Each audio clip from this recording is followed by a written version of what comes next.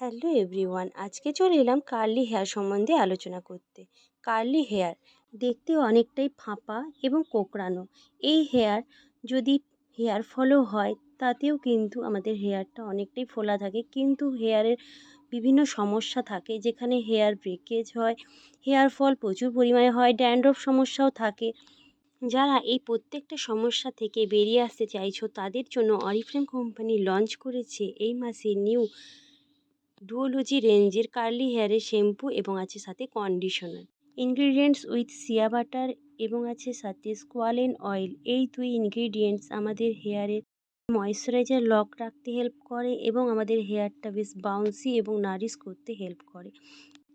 এই শ্যাম্পু এবং conditioner dermatologically এবং ক্লিনিক্যালি টেস্ট করা আছে।